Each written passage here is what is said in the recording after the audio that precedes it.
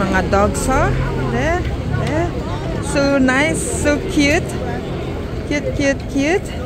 There, you can donate for the dogs. Wow! Yeah. The lady gave it to me. There, for the dog. There. Ang sarap ng lamig niya ngayon. Very cold today. 16 degrees. Maybe going down later tonight. Maybe. There is Christmas. There, it's not winter yet. Kasi pabago-bago pa ang weather niya. Maybe after a few days, 2 days, mag-warm ulit.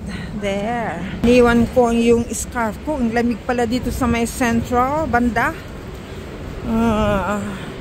Opposite worldwide. Ang lamig. Sobra. Parang may ice. Iniwan ko kasi naiinitan ako dun sa bahay namin ni Miss Ling.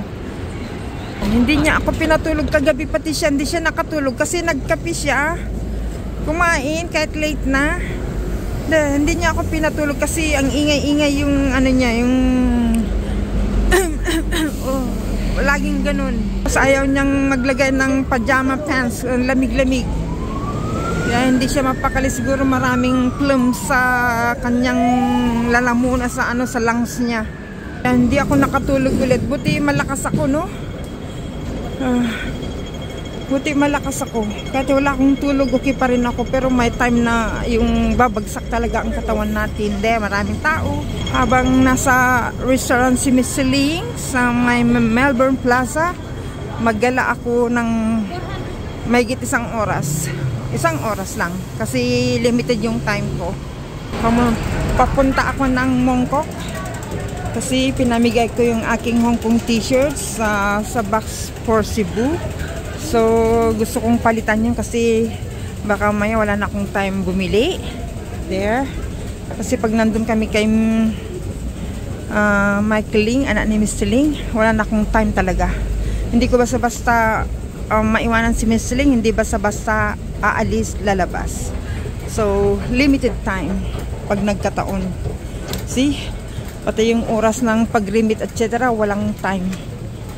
Pero, for mother, pwede kong tawagan yung kapatid ko na pupunta dun sa building nila kasi magkalapit lang yung building nila. Papunta ako ng Mongkok ngayon. Pabilisan lang to, 1 oras. Dapat nakabalik na ako. Bye for now, mga Team Kalingap. Ang saya-saya yung birthday ni Kuya Bal last night. Wow! Kaso nga lang,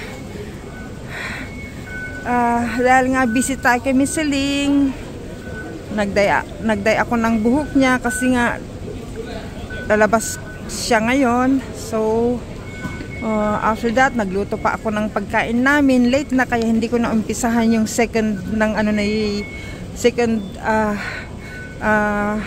live ni Kuya Bal. Kaya napanood ko konti na lang yung last na palapit na. Kasi busy kami ni Miss Ling, busy ako. Kaya hindi ko maharap. Kasi gusto ko pag manood ako, yung nakakonsentrate ba ako, wala akong ginagawa. Pag hindi nyo ako makita dyan, like kaninang umaga, hindi nakita ko na nag-live si Kuya Bal, pero gusto kong matulog talaga dahil wala akong tulog kasi takot akong umaga na, mag-umaga na, hindi man lang ako nakaidlip. So yung pagpikit ko ng mata ko habang nakahiga, yun na ang tulog ko talaga kahit walang tulog. Ayokong ano yung babagsak ang katawan ko pag nasa labas. Pero hindi nangyayari yun kahit inaantay ko na mangyaring ganon, pero wala. Malakas yung katawan ko talaga, siguro dahil sa gamot sa katawan ko, pero hanggang ngayon hindi pa okay. At least yung paa ko hindi masyadong numb na. Medyo nag-slow siyang ano, yung dahan-dahan na ano, yung pawala sa ano, sa paa ko. Kasi na ano talaga yan, numbness talaga yung ano ng gamot, side effects niya. See, saka yung tulog ko hindi na bumalik. There, kasi nandyan tayo sa YouTube, kaya gusto nating sumuporta sa mga ibang channels ng charity vloggers, mga partners natin. Kaya ayun. Pero hindi ko lahat mapapanood talaga kasi baka ako'y mamatay ng maaga. Kailangan nating mag-relax. Ipikit ang aking mga mata kahit wala akong tulog. Papunta ako ng Mongkok. Kaya, bye-bye for now, mga Team Kalingap. Ingat po kayo dyan. This is Ate Del Mondon in Central Updating. Bye!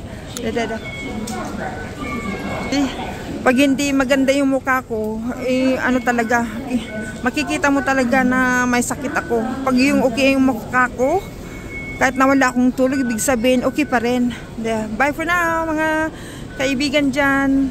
Sa lahat, salamat. Bye. Bye-bye. Bye-bye. Dito ako sa kainan after buying my t-shirts. Bago ako balik sa Central, kain muna ako dito. I ordered this one. So nice.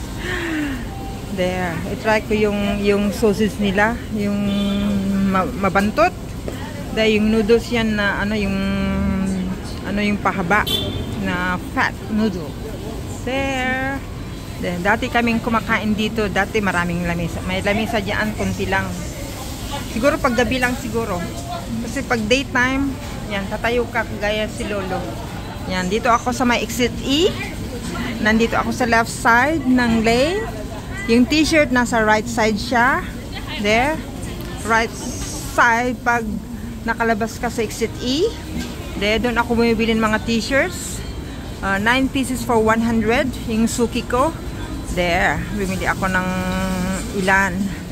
Para may souvenir ako ng Hong Kong kasi baka mamaya wala na akong time mamili. Kasi inilagay ko sa Cebu box ng Kalingap Solid Supporters Worldwide yung binili ko nung una. Dito ako. Kain po tayo. Bye for now. Kahit walang tulog.